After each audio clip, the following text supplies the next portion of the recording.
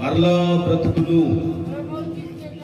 యేసు ప్రభుల వారు ఈ భూమి మీద సశరీరుడిగా సంచరిస్తున్న వేళలో ఆయన ముగ్గురు చనిపోయిన వ్యక్తుల్ని లేవనెత్తారు. యాయిరు కుమార్తెను నాయిన్ అనే ఊర్లో బిడ్డ చనిపోయినప్పుడు, అలాగే లాజర్ చనిపోయినప్పుడు ఆయన బ్రతికించాడు. ఎవరాయన? సజీవుడైన దేవుడు. ఆయన సజీవుడైన దేవుడు. భూమి మీద బలమైనది ఇనుము, చాలా బలమైనది. అది దేనినైనా కట్ చేస్తుంది. ఇనుము కంటే బలమైనది నిప్పు. ఎంతటి ఇనుమునైనా సరే కరిగిస్తుంది.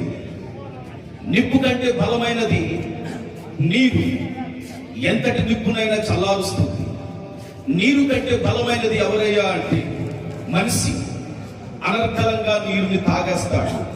మనిషి కంటే బలమైనది ఏంటి అంటే మరణము. ఎంతటి మనిషి అయినా సరే మరణించక తప్పదు. ఎంత గొప్పోడైనా, సామాన్యుడైనా, సామంతుడైనా, ఉన్నవాడైనా, లేనోడైనా, ఎవరైనా చనిపోవలసిందే.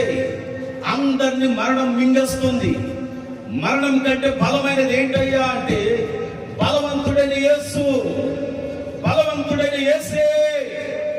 ఆయన మరణపు ముళ్ళుని విరిచిన వాడు, మృత్యుంజయుడై తిరిగి లేచిన వాడు. ఆయన సజీవుడు. భూమి మీద అనేక మంది వచ్చారు.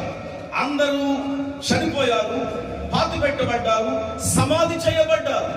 కానీ యేసుక్రీస్తు యొక్క సమాధి నేటికి ఖాళీగానే ఉంది. నేటికి ఖాళీగానే ఉంది. ఆయన అంటాడు, నా యందు విశ్వాసం ఉంచువాడు చనిపోయినా మరలా బ్రతుకును, మరలా బ్రతుకును. యేసు ప్రభుల వారు సజీవుడు. ఆయన చనిపోయాడు. 1-40 కొరడా దెబ్బలు ఆయన శరీరాన్ని చీల్చివేసింది. ముళ్ళ కిరీటం శిరస్సు మీద పెట్టి రెల్లతో కొట్టినప్పుడు శిరస్సు వరకు రక్తం కార్చాడు. యెరూషలేము వీధుల్లో బరువైన శిలువను మోస్తూ 2 చేతుల మీద మేకులు, 2 కాళ్ళ మీద మేకులు, పక్కలో బల్లెపోటు గురైపోయి గొల్గొతా కొండ కబాలా అనే స్థలం దగ్గర ఆయన చనిపోయాడు. చనిపోయిన యేసుక్రీస్తు పాతి పెట్టబడ్డాడు. పాతి పెట్టబడిన యేసుక్రీస్తు సమాధి గుండెని చీల్చి మృత్యుంజయుడై లేచాడు. ఆయన సజీవుడు. ఆయన యందు నమ్మిక ఉంచిన వారు యేసుక్రీస్తు వారు ఇదిగో అతి త్వరలో రాబోతున్నాడు. ఆయన మరలా తిరిగి రాబోతున్నాడు. ప్రభువు నందు మృతి నొందిన వారు ధన్యులు. వారు లేపబడతారు. సత్తు గారు ఒక రోజు లేపబడతారు. నిరీక్షణ లేని ఇతరుల వల్ల మనం ఉండకూడదు. మనకు ఒక శుభప్రదమైన నిరీక్షణ దేవుడు క్రైస్తవులకి ఇచ్చాడు. ఒక క్రైస్తవులకు మాత్రమే శుభప్రదమైన నిరీక్షణ ఉంది. చనిపోయిన వాడు ఒక దినాన తీర్పులోకి వస్తాడు. ఆ తర్వాత మేలు చేసిన వారు తీర్పు పునరుద్ధానం నుండి శివ పునరుద్ధానంలోకి దాటుతారు. కీడు చేసిన వారు నిత్య నరకాగ్నికి వెళ్ళిపోతారు.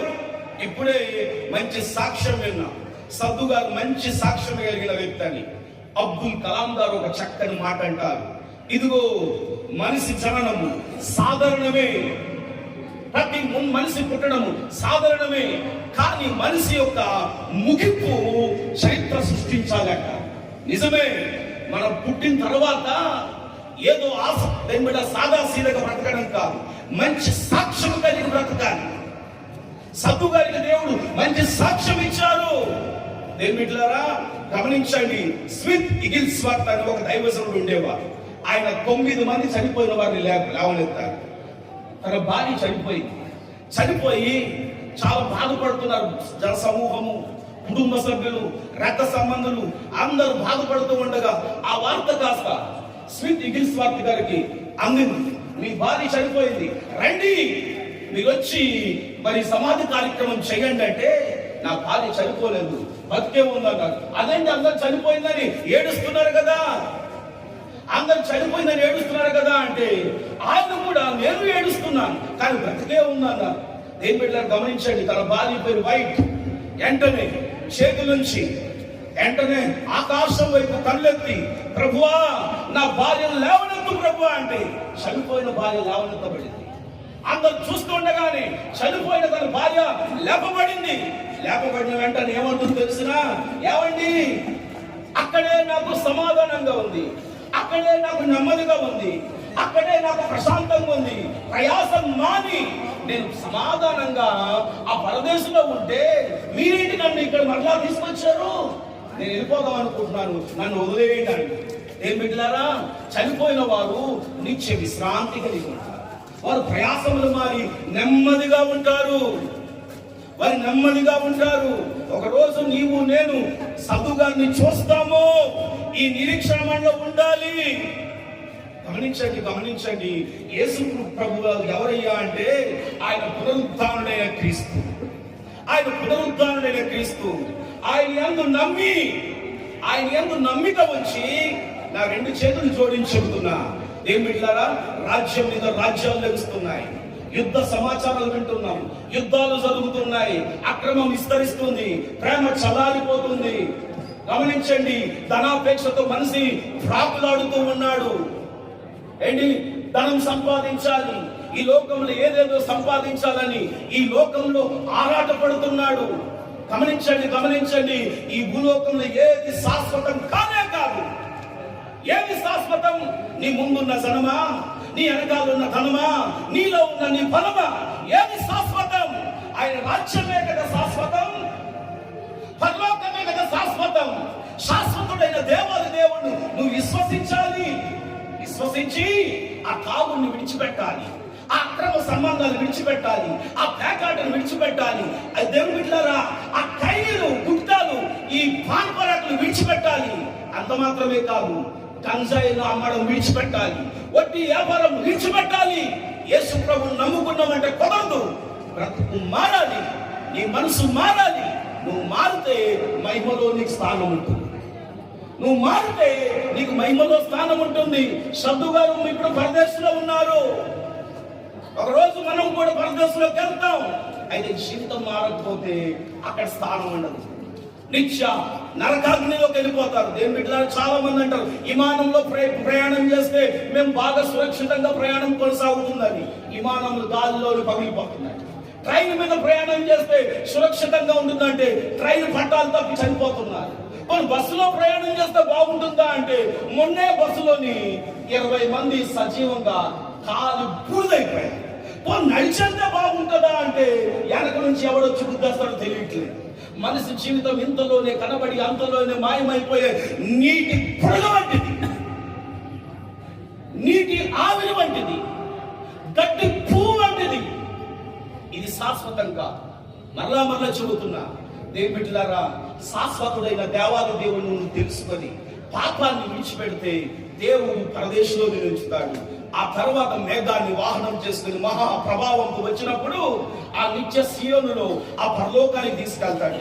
గమనించండి దేవుని బిడ్డలారా, దైవ జనాంగమా, దేవుడు సజీవుడు, ఆయన పరిశుద్ధుడై ఉన్నాడు. చివరిగా నేను చెప్పేది ఏంటంటే తెలిసిన, యుగ సమాప్తి వరకు సదాకాలం నేను నీతో కూడా ఉంటానంటున్నాడు.